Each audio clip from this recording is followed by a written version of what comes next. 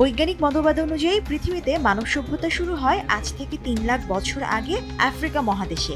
কালক্রমে মানুষ এক এক স্থানে ছড়িয়ে বসতি স্থাপন করে, তাই লাখ লাখ বছর পরেও বিভিন্ন জায়গায় মেলে প্রাচীন মানুষের চিহ্ন, তাদের রেখে যাওয়া ছাপ। আফ্রিকার দেশ কলম্বিয়ায় এমনই এক সভ্যতার খোঁজ পেয়েছেন বিজ্ঞানীরা। রাজধানী বোগোতার কাছে মিলেছে বেশ কিছু কঙ্কাল। এসব দেহাবশেষের পূর্ণ ডিএনএ সিকোয়েন্সের পর বিজ্ঞানীরা নিশ্চিত হয়েছেন কঙ্কালগুলো ৬,০০০ বছর পুরনো। নাম চিকুয়া সম্প্রদায়। ১৯৯২ সালে প্রথম এই দেহাবশেষগুলোর সন্ধান পাওয়া যায়। তবে ওই সময় চিকুয়া সম্প্রদায়ের জেনোম সিকোয়েন্স করা হয়নি। এই সম্প্রদায়ের মানুষ কঠোর পরিশ্রম এবং বোঝা বইতে পারত, যার ফলে তাদের মধ্যে অস্টিওআর্থ্রাইটিস রোগ ছিল, যা মূলত হাড়ের ব্যথা। এই মানুষগুলোর বিস্তারিত তথ্য এখনো আমরা বের করতে পারিনি, তবে জিনোম সিকোয়েন্স করে অনেকটাই এগিয়ে গেছি আমরা।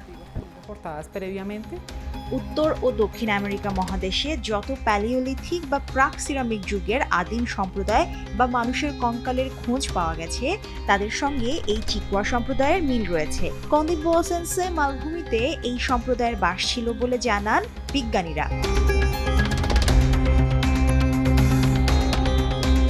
৩০ জন মানুষের দেহাবশেষ পাওয়া গেছে, যার মধ্যে একটি পূর্ণ কঙ্কাল। গবেষকরা বলছেন ১৯৮৭ থেকে ২০০৩ সাল পর্যন্ত যত আবিষ্কার হয়েছে তার সঙ্গে সাম্প্রতিক প্রতিবেদন প্রাসঙ্গিক। চিকুয়া সম্প্রদায় এই অঞ্চলটিতেই থেকে যায়, তবে এদেরই কিছু গোত্র জনসংখ্যা বৃদ্ধি পাওয়ায় ২০,০০০ বছর আগে পানামা, মধ্য আমেরিকা এবং কলম্বিয়া হয়ে বেরিং প্রণালী অঞ্চলে পাড়ি জমায়।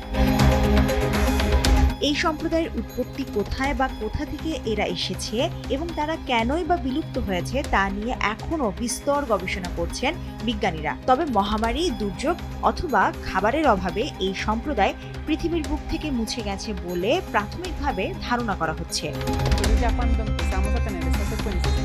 মুশরিফা নুজাত, দেশ টিভি।